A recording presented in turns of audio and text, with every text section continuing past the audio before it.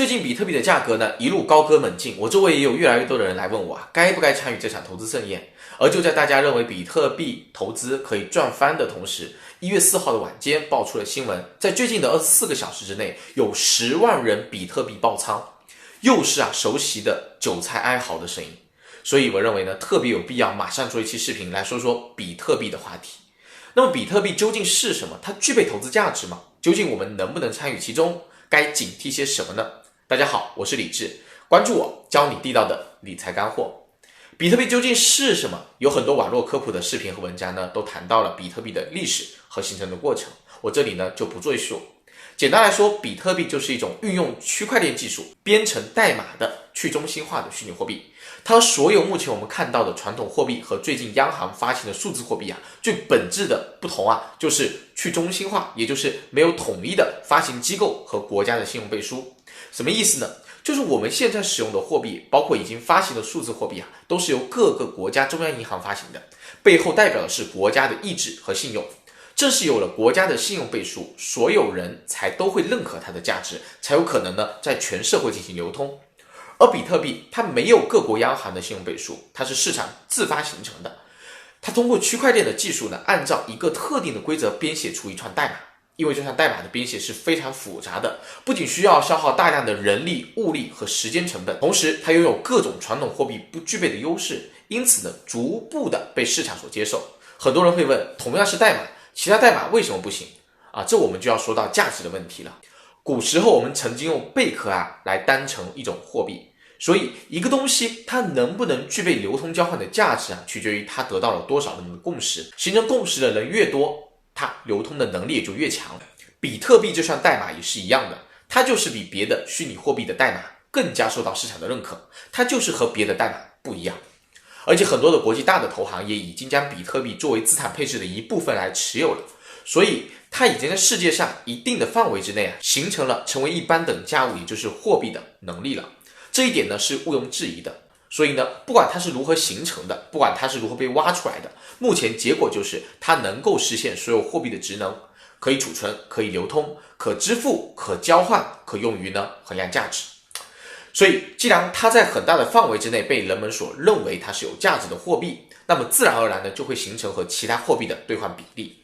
由于各种复杂的机制设计的问题，比特币的最终存量是一定的，只有2100万枚。由于数量恒定，只要对比特币的共识被不断的扩大，使用比特币的人越来越多，那么比特币的价值就一定会水涨船高。很多人就应该会问了，那还不赶快跑步进场？这个稀缺的问题肯定是长期的趋势。我想说的是，不要着急，听听后面的内容，或许会让你大跌眼镜。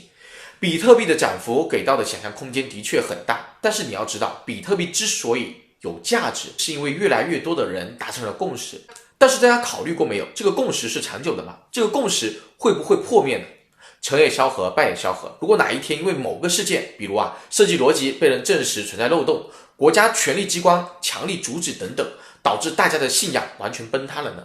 有没有这种可能呢？如果有，到时候你手上的代码就会一文不值，你能够承担这样的风险吗？很多人还会问，比特币涨了这么多，还可以追吗？其实要回答这个问题呢，我们就先要来看看比特币在推高的原因和逻辑是什么，再评估要不要参与。其实我对于比特币有一定价值的问题是认可的，但是我对于目前的价格和市场参与比特币的方式有很大很大的担忧。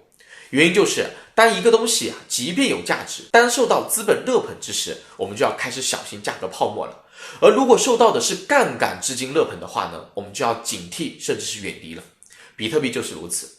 现在大家参与到比特币的投资当中一般不是直接持有比特币，而是持有一个永续的期货合约。最可怕的是，比特币的合约交易正常可以做10倍杠杆，最大呢可以支持100倍杠杆的交易。也就是说，你如果开100倍的杠杆，只要做错1%的波动，就会让你血本无归。这就是为什么比特币1月4号晚间因为出现了盘中巨大的波动，虽然最终全天收盘上涨，但是24个小时之内居然有10万人爆仓的原因。在这个缺乏监管的市场当中，你想要和大机构进行博弈以每个小散户的资金量可以说是杯水车薪。而且比特币7乘24个小时的交易，不限涨跌幅的限制，波动巨大，你能够盯得过来吗？比特币的期货杠杆交易，你认为是在投资还是在拼命？目前全球合约交易量排名前5的比特币交易所背后都是中国人创立的，他们都清一色的注册在海外。所以呢，请各位开动聪明的大脑想一想，这样一个缺乏监管的平台，我们将资金托管在那里，安全从何而来？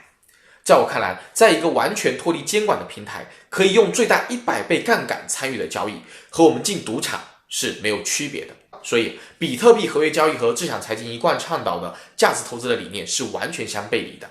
在这里呢，我还希望能够提醒各位散户们，不要一时冲动，成为了各大机构投资者收割的韭菜。最终，因为豪赌，或许你失去的不仅仅是金钱，可能是整个美满的家庭和事业。好的，警惕比特币合约交易，我是李志，我们下期见。